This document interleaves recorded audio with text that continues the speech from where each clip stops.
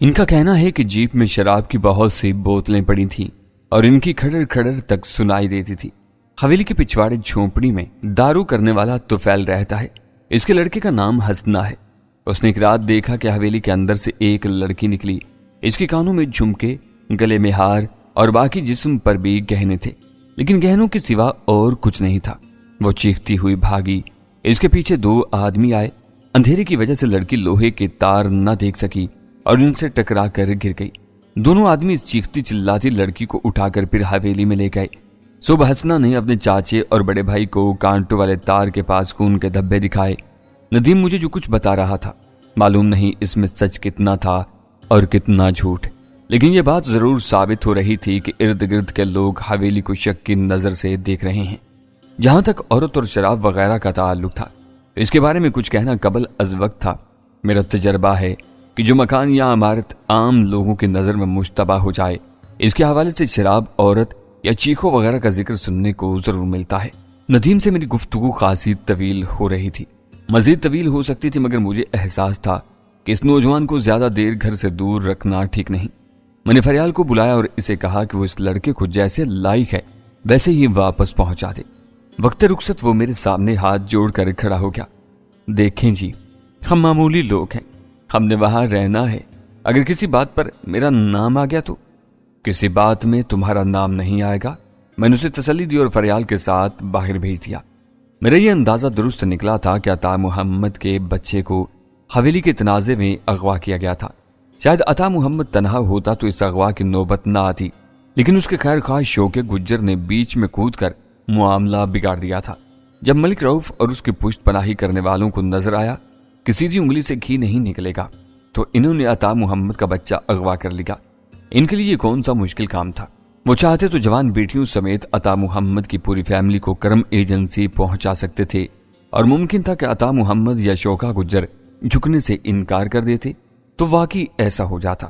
میری سوچ کی لہریں خود بخود اس حویلی کی طرف کھینچتی چلی جا رہی تھیں۔ نہ جانے کیوں میں یقین نہیں کر پا رہا تھا کہ پرانی بے آباد عمارات میں قادر زمان یا اس کے دوست کی دلچسپی کسی مشغلے کا حصہ ہے۔ کسی نامعلوم شخص کے کہے ہوئے وہی منحوس الفاظ میرے کانوں میں گونجنے لگے، دریں وہ جن کی لاشیں چوراہوں میں تڑپیں گی اور مردہ خانوں میں اکڑیں گی۔ مجھے اپنے بدن میں سردی کی لہر دوڑتی ہوئی محسوس ہونے لگی۔ ساہی صاحب کی کوٹھی میں گہما گہمی تھی۔ صفدر کی رسم نکاح ادا ہونے والی تھی۔ وہ بند گلے کی سرخ جرسی اور سفید پینٹ میں خاصا اسمارٹ نظر آ رہا تھا۔ فریال کی چند سہیلیوں نے اسے گھیر رکھا تھا۔ 7-8 مہمان ساہی صاحب کی طرف سے بھی آئے تھے۔ اس کے علاوہ گھر کے افراد اور ملازم تھے۔ اس سادہ اور مختصر تقریب کو فریال کی موجودگی نے رنگا رنگ بنا دیا تھا۔ وہ ہر طرف بگولے کی طرح چکراتی پھر رہی تھی اور کوئی مرد و زن اس کی عزت سے محفوظ نہیں تھا۔ خاص طور پر صفدر کا تو اس نے ناک میں دم کر رکھا تھا۔ آتے جاتے چٹکیاں لیتی تھی جو فکر اس کی طرف اچھالے جا رہے تھے، اس قسم کے تھے۔ ٹھیک ہے، ٹھیک سے بیٹھو اور تھوڑا سا شرماؤ، لگتا ہے دوسری تیسری شادی کروا رہے ہو۔ منہ بند رکھو، ابھی سے رال نہ ٹپک جائے۔ منہ سے مت مروڑو، شک ہوتا ہے کہ لڑکی بیاہنے نہیں اٹھانے آئے ہو۔ خبردار، میری سہیلیوں کو مت تاڑو۔ وہ شفتہ کے ساتھ مل کر صفدر کی جوتی چھپانے، دودھ پلانے اور گوڈے پر بیٹھنے کے پروگرام بھی بنا رہی تھی۔ صاف ظاہر تک وہ صفدر کو یوں ادموا کر کے چھوڑے گی کہ وہ حجرہ عروسی میں جاتے ہی بدم سا ہو کر گر پڑے۔ گاہے گاہے وہ مجھے بھی چھیڑ جاتی تھی۔ آپ بھی ذرا تیار ہو کر بیٹھے جناب، غزالہ جی آ رہی ہیں۔ اوف اللہ، میں دیکھ کر آ رہی ہوں۔ اتنی پیاری لگ رہی تھی کہ نظر نہیں ٹکتی تھی۔ ابھی دیکھیے گا کیسی آن بان سے طلوع ہوتی ہیں۔ پھر ساتھ ہی ساتھ ساہی صاحب کو بھی پکار جاتی تھی۔ پپا جانی، یہ شاہجہاں صاحب کا دھیان رکھیں، میں پھر کہہ رہی ہوں یہ کھسکنے کے چکر میں ہے۔ ساہی صاحب ہنس کر کہتے، نہیں بھائی، ایک بار کہہ جو دیا یہ یہیں رہے گا۔ میں دیکھ رہا تھا کہ وہ بڑی دیر سے گانا گانے کے لیے مچل رہی ہے، لیکن ساہی صاحب اور چند دوسرے بزرگوں کی وجہ سے چپ تھی۔ یوں ہی یہ لوگ ٹی وی پر خبر نامہ سننے کے لیے ٹی وی لاؤنج میں گئے۔ فریال کی ایک سہیلی نے جہازی سائز کا پیانو سنبھال لیا۔ شفتہ اور فریال پیانو کے پاس کھڑی ہو گئیں اور آواز سے آواز ملا کر گانے لگیں۔ میری شوق دا نہیں اعتبار تینو، آجا ویخ میرا انتظار آجا۔ مخمل کے عنابی جوڑے اور ہلکے سے میک اپ میں بڑی پیاری لگ رہی تھی شفتہ۔ جی چاہ رہا تھا اسے دیکھتا چلا جاؤں۔ وہ اسی طرح گاتی مسکراتی رہے، اس کے کلیوں سے دانت چمکتے رہے۔ گانا گاتے گاتے شفتہ نے جان بوجھ کر گانے کے بولوں میں کوئی کھپلا کیا नतीजा ये हुआ कि फरियाल भी भूल गई। वो सटपटा कर उसे मारने दौड़ी। ठहर जा शुफ्ता की बच्ची। शुफ्ता उसे जुल देकर दरवाजे की तरफ निकल गई। महफिल खुश्ते जाफरान बनी हुई थी। ऐन इसी वक्त गजाला भी अंदर दाखिल हुई। इसके लंबे बालों का ढीला ढाला जोड़ा हस्बे मामूल इसके कंधों पर झूल रहा था। वो सादा सी शलवार कमीज में थी। चेहरे का मेकअप भी नुमाया नहीं था। इसे देखते ही फरियाल चीख उठी। था जिसका इंतजार वो शाहकार आ गई। उसने गजाला को बाजुओं से पकड़ा और बड़ी फुर्ती से एक चक्कर दे दिया। साथ ही उसने डांस करने के लिए अपने दोस्तों को भी पुकारा। वो भी आफत की प्रकारियां थी। 2 सेकंड में डांस के लिए तैयार हो गईं। पियानो पर बैठी फनकारा ने फटाफट डांस का रिदम देना शुरू कर दिया। मुझे गजाला के चेहरे पर उलझन नजर आई। वो खुद को लड़कियों के नरगे से निकाल रही थी और साथ साथ फरियाल को भी समझाने की कोशिश कर रही थी। फिर उसने फरियाल को उस अंदाज से झटका कि वो चौंक कर उसकी तरफ देखने लगी। निगर लड़कियों के थिरकते पांव भी रुक गए। पियानो खामोश हो गया। गजाला ने घूमकर मेरी तरफ देखा और सीधी मेरी तरफ चली आई। इसका अंदाज झटका देने वाला था। शाह जी, एक बात करना चाहती हूँ आपसे, उसने गंभीर लहजे में कहा। कोई ऐसी बात थी उसके अंदाज में कि मुझे न चाहते हुए भी उठना पड़ा। क्या बात है? मैंने पूछा। मैं अकेले में कहूँगी। वो आज बिल्कुल मुख्तलिफ रूप में नजर आ रही थी। बचपन से आज तक मैंने उसे ऐसे मूड में नहीं देखा था। मैंने फरियाल पर निगाह डाली। वो और तमाम दूसरी लड़कियां गजाला को हैरानी से देख रही थी। मैं खामोशी से करीबी कमरे की तरफ चल दिया। गजाला मेरे साथ आई। कमरे में पहुंचकर उसने बेबाकी से दरवाजा बंद कर दिया। उसका सीना मुतलातम था। आंखों में अजीब सी सरसहमगी थी। वो हाँफते हुए लहजे में बोली, शाह जी, आपने कभी मेरी बात नहीं मानी। आज पहली और आखिरी बार मेरी बात मान लें। जितनी जल्द हो सकता है यहां से निकल जाएं। आपकी जान को सख्त खतरा है। मैं खुदा की कसम खाती हूं वो लोग आपको मार देंगे। आप जानते नहीं कि वो क्या कर सकते हैं। अब मेरी बात का यकीन नहीं करेंगे। मैंने इन्हें बहुत मुश्किलों से रोका है। प्लीज आप निकल जाएं। वो बाकायदा सिसकने लगी। कौन मार देंगे मुझे? किन की बात कर रही हो? मैंने लहजे को हत्तुल इम्कान नॉर्मल रखते हुए पूछा। कादर जमान और उसके गुंडे। वो रोते हुए बोली, वो सब कुछ तय कर चुके हैं। अब सिर्फ अमल करना बाकी है। किसने कहा है तुमसे? कादर जमान की बीवी तरन्नुम ने बताया है सब कुछ। अब जानते हैं कि मैं उसका इलाज कर रही हूँ। वो मेरे पास आती रहती है। किसी वक्त मुझे भी झोंक जामन उसके पास जाना पड़ता है। आज मैं झोंक जामन गई हुई थी। वहीं मुझे सारी बात मालूम हुई है। कादर जमान का कोई जानने वाला है, ईसा जान। वो भी चंद घंटे पहले तक झोंक जामन में मौजूद था। वो लोग जान चुके हैं कि आप साहिद साहब के पास ठहरे हुए हैं। मैं कादर जमान से सिर्फ चंद घंटों की मोहलत लेकर आई हूँ। इसके बाद वो किसी चीज का जिम्मेदार नहीं होगा। वो ईसा जान वगैरह के सामने मजबूर है। वो कहता है कि आपने ईसा जान का बहुत बड़ा नुकसान किया है। वो और उसके दर्जनों साथी हर कीमत पर आपको। उसका गला रुन गया और वो दुपट्टे के पल्लू से आंसू पूछने लगी। गजाला की बातें हकीकत से करीब तर थी। इसका लहजा इन हालात की तस्वीर खींच रहा था जो वो कुछ देर पहले झोंक जामन में देख कर आई थी। और ये खासी भयानक तस्वीर थी। दर हकीकत इस बात का शुबा मुझे कल ही हो गया था कि जुमश्त के वीराने में भड़कने वाली आग के शोले हमारे पीछे ही पीछे लाहौर पहुंच गए थे। नामालूम शख्स के हाथों चौकीदार का जख्मी होना एक मामूली वाकया होने के बावजूद मामूली नहीं था। ये वाकया कई खतरात की तरफ इशारा करता था और इनमें एक खतरा यह भी था कि जिसकी इत्तला अब गजाला दे रही थी। मैंने गजाला की तरफ देख के बगैर कहा, तुम्हें मेरे लिए परेशान होने की जरूरत नहीं। मैं तुम्हारी तरह कोई शरीफ शहरी नहीं जिसकी जान और माल हर वक्त खतरे में रहते हैं। मैं जहानी उस्ताद हूँ। बदमाशों और गुंडों से इनकी जुबान में बात करना जानता हूँ। बरसों पहले तुम्हारे बाप और तुम्हारी माँ ने मुझे जिस जहन्नुम में फेंका था, अब मुझे इसमें जिंदा रहना आ गया है। मैं तुम लोगों के मशवरों और कोशिशों से जिंदा नहीं रहा, अल्लाह के करम और अपनी कुव्वत बाजू से जिंदा रहा हूँ। और जब तक मेरी सांसें हैं जिंदा रहूंगा। कोई ईसा और कादर जमान मेरा बाल बीका तक नहीं कर सकता। यकया गजाला ने मेरे सामने हाथ जोड़ दिए और रोते हुए बोली, शाहजहां, अपना नहीं तो शुफ्ता का ख्याल करें। आप इसी रास्ते पर चल निकले हैं जिस रास्ते से आपको हटाने के लिए उसने जान हल्कान कर ली थी।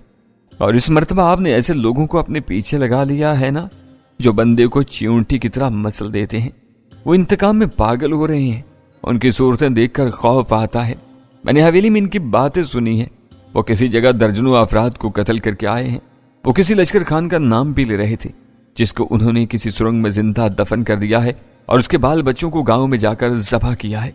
गजाला लश्कर खान के अहले खाना के कत्ल की खबर दे रही थी। मेरा दिमाग एक बार फिर घूमने लगा।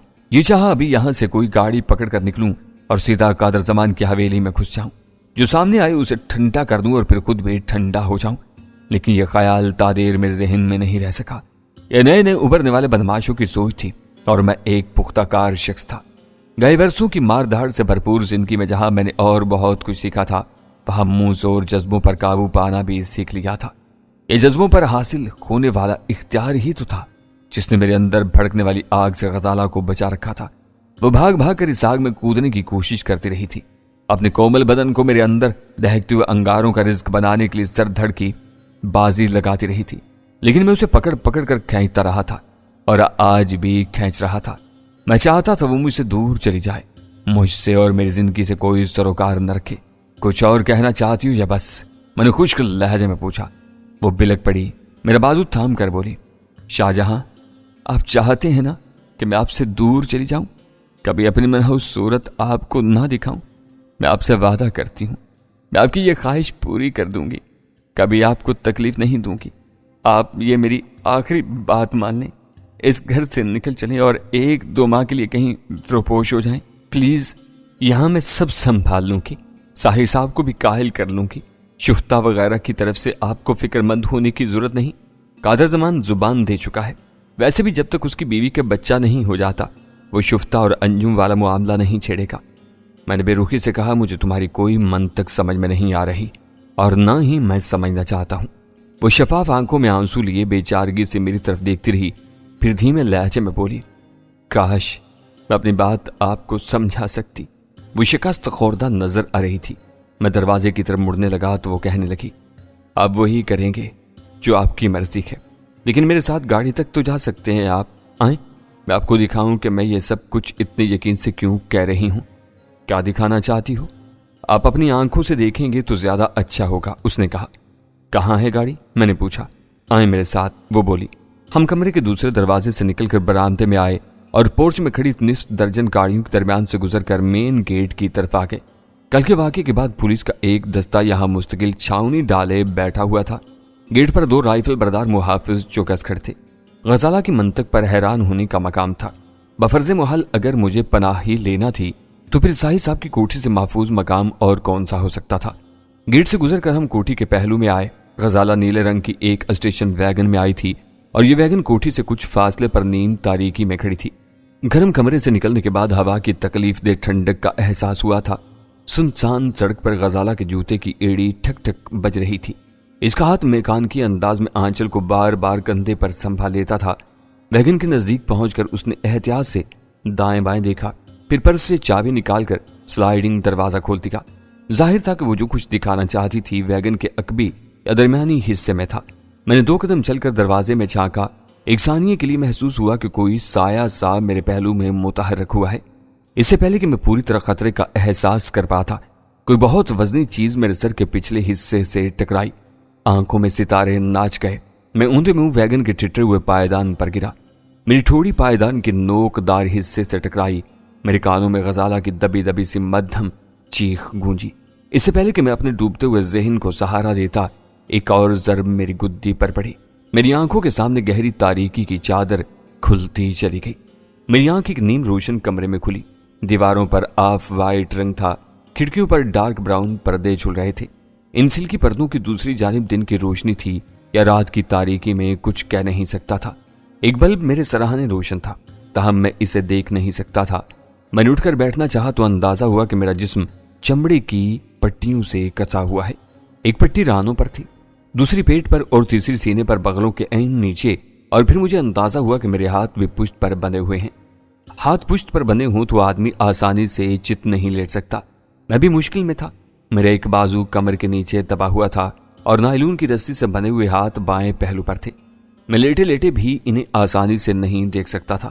مجھے اندازہ ہوا کہ میری ٹھوڑی اور سر پر پٹیاں ہیں۔ بے ہوشی کے دوران میرا لباس تبدیل کر دیا گیا تھا اور اب میں پتلون اور جیکٹ کے بجائے شلوار قمیض میں ملبوس تھا۔ دھیرے دھیرے سب کچھ مجھے یاد آ گیا۔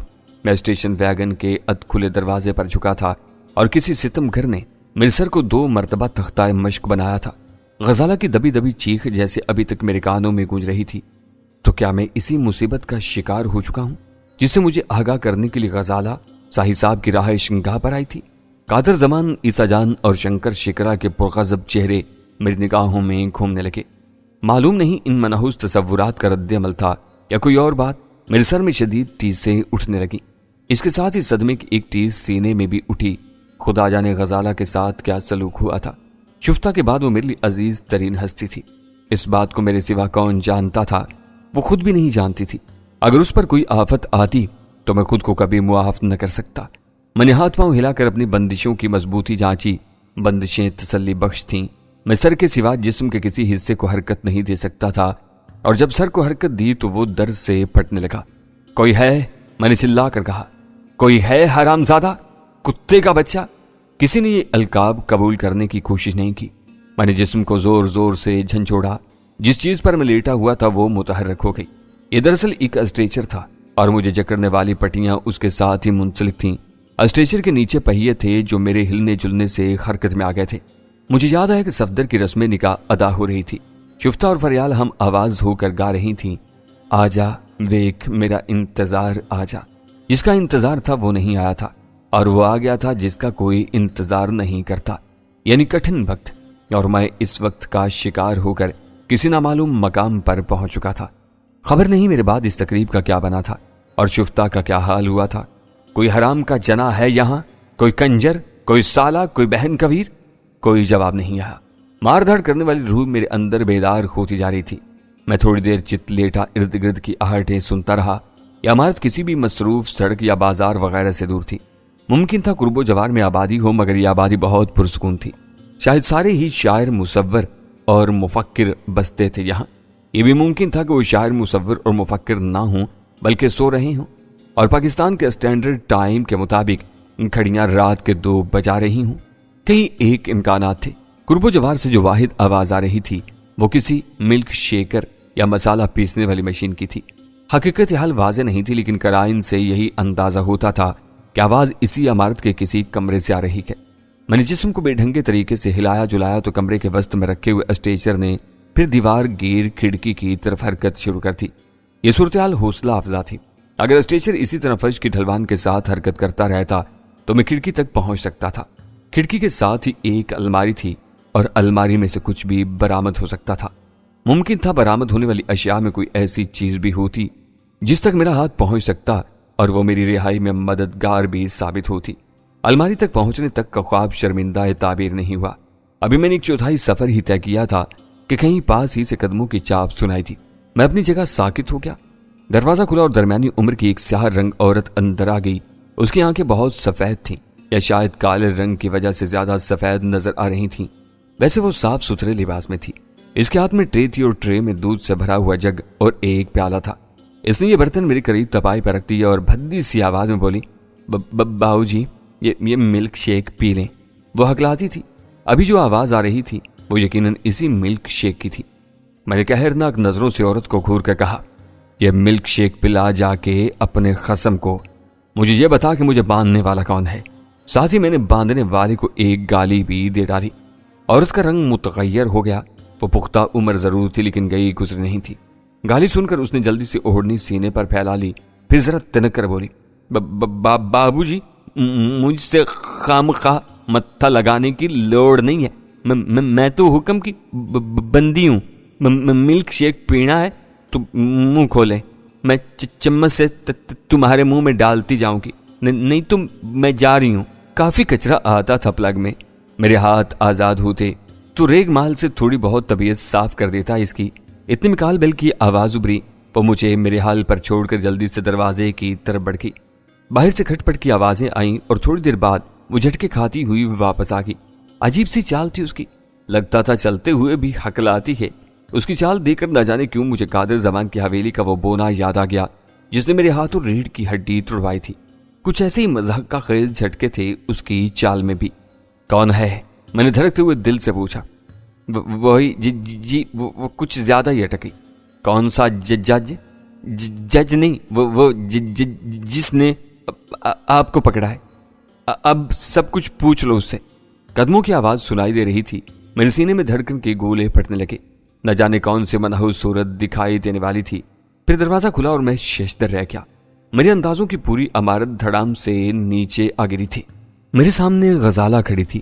اس نے مخمل کی فیروزی شلوار قمیض پہن رکھی تھی कमीज पर फिरोजी फूलों वाली सफेद जर्सी थी। बाल हस्बे मामूल ठीले ढाले जूड़े में बंधे हुए थे। वो गालबन अभी किसी गाड़ी से उतरी थी। इसके हाथ में 3 चाबियों वाला एक की रिंग झूल रहा था। इस की रिंग में एक लंबी चाबी यकीनन किसी गाड़ी की थी। की रिंग और चाबियों को देखकर मेरे जहन में झमाका सा हुआ। मुझे याद आ गया कि नीली स्टेशन वैगन का दरवाजा खोलते वक्त गजाला के हाथ में यही चाबियां थीं।